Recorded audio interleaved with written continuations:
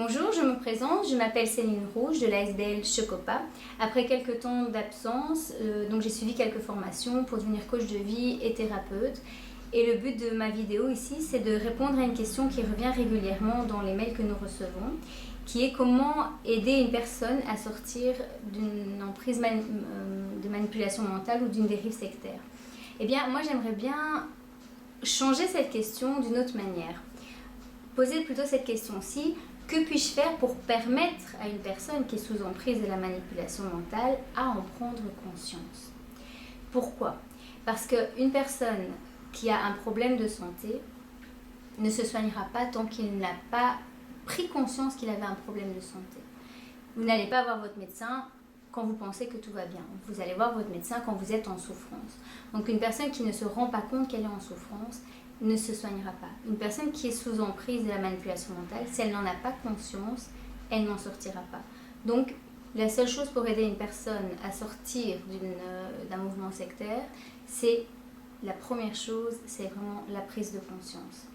Il faut comprendre que tous les actes spontanés que vous allez mettre en place pour essayer d'ouvrir les yeux va passer pour ce futur adepte ou cet adepte comme une agression vis-à-vis de lui, parce que le mouvement dans lequel il se situe connaît très très bien la nature humaine, et donc il va anticiper. Il va lui donner toutes les manières dont les personnes vont réagir avec elle, que ce soit sa famille proche, les médecins, les gens qui sont autour d'elle.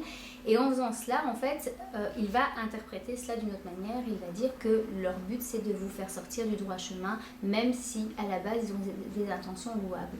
Donc, sur cela, il va falloir avoir une autre manière de réagir que de vouloir simplement montrer par A plus B que ce que vous dites est la vérité. De plus, il faut faire attention à un point très important, c'est que dans la manière dont vous allez vous y prendre pour sortir une personne, si vous attaquez ses croyances ou si vous lui posez des questions auxquelles elle n'a pas de réponse, plus particulièrement dans le cadre de référence de la secte, cette personne va être amenée à faire des recherches pour vous répondre, pour vous persuader à vous qu'elle est dans la vérité et que vous veniez aussi.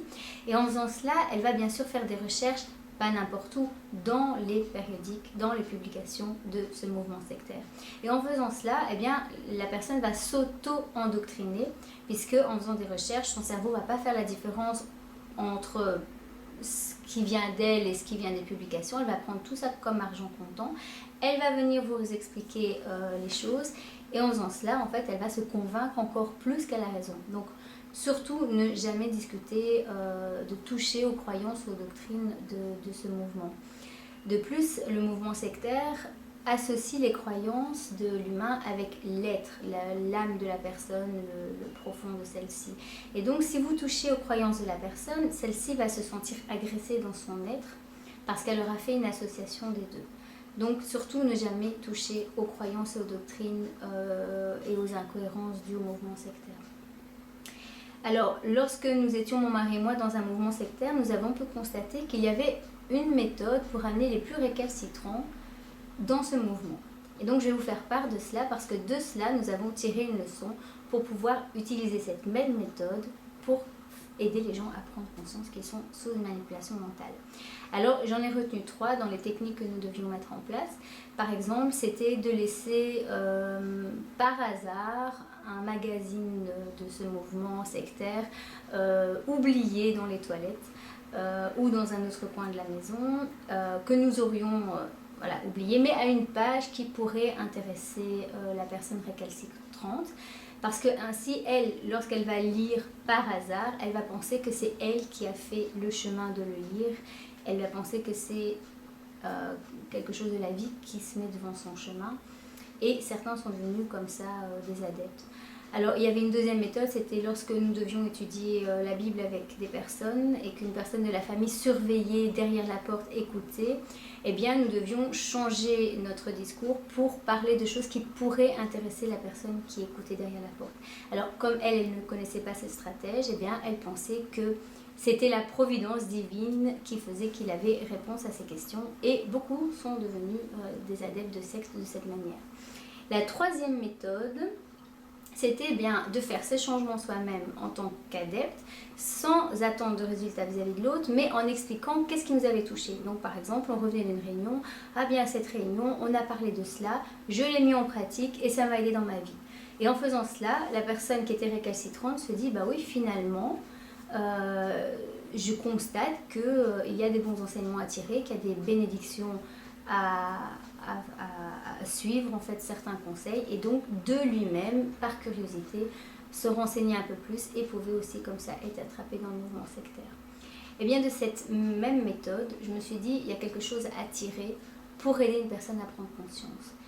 À la différence très importante, c'est de ne pas avoir d'intention. Parce que si vous avez une intention de faire sortir la personne, vous êtes aussi dans un jeu de manipulation, qui est la manipulation humaine, naturelle, mais qui est quand même, on peut dire ça, un jeu de pouvoir. Et la personne qui est victime de la secte, elle est drillée au niveau de la manipulation mentale, puisque la secte explique que tout le système manipule. Donc elle va voir, elle va décoder les moindres tentatives pour essayer de l'en sortir. Elle va décoder les jeux de pouvoir sans se rendre compte elle-même qu'elle est à l'intérieur. Et c'est pour ça que c'est beaucoup plus complexe d'aider une personne à prendre conscience de cela dans un mouvement sectaire. Donc voilà, commencer à travailler sur ses propres intentions pour ne pas attendre de résultats. Pour cela, il faut commencer par faire le deuil de la relation avec la victime, savoir qu'il y a eu un changement, il faut l'accepter et que la personne n'est plus ce qu'elle était avant.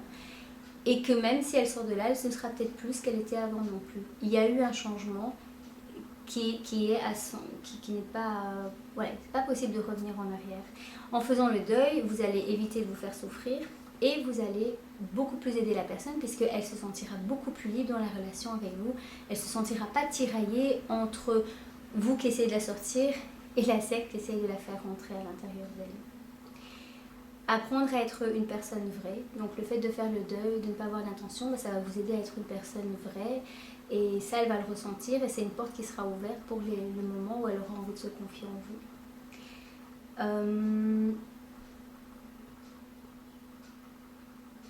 Ce qui est très important à comprendre aussi, c'est que vous ne devez pas attendre de résultats. Donc, comme on l'a dit dans la question, vous pouvez aider une personne à prendre conscience. Ce qui marche beaucoup, ce sont les questions à sens unique, c'est-à-dire poser une question au subconscient de la personne, mais sans attendre qu'elle vous réponde. Et si elle ne vous répond pas, c'est vraiment le mieux à rechercher. Une question qui peut être très fréquente à poser et qui peut faire beaucoup d'effets, c'est si tu te rendais compte que tu n'étais pas dans la vérité, est-ce que tu penses vraiment que tu aurais la possibilité de sortir? Donc, si tu n'étais pas dans la vérité, est-ce que tu penses vraiment que tu aurais la possibilité d'en sortir? Et on peut même rajouter indemne.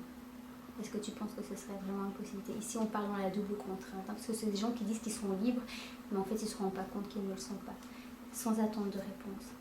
Alors, on ne peut pas vous dire est-ce qu'une personne va sortir, parce que c'est sa liberté de vie, c'est son droit aussi d'être une victime, c'est son droit à faire cette expérience de vie, qu'elle nous soit chère ou pas, c'est la vie de la personne. Donc, apprenez à responsabiliser l'autre, à lui faire confiance dans le fait qu'il a les ressources en lui posant quelques outils à dose homéopathique, sans attendre quoi que ce soit. Et il y a des personnes qui sont sorties grâce à des questions 20 ans avant, qui sont sorties plus tard et qui ont dit que les questions qu'on leur avait posées tout petit, eh bien, ça a résonné dans leur esprit. Donc, il ne faut pas perdre espoir. Alors, il y a des personnes qui sortiront jamais. Ça, on ne peut pas le dire à la place des personnes.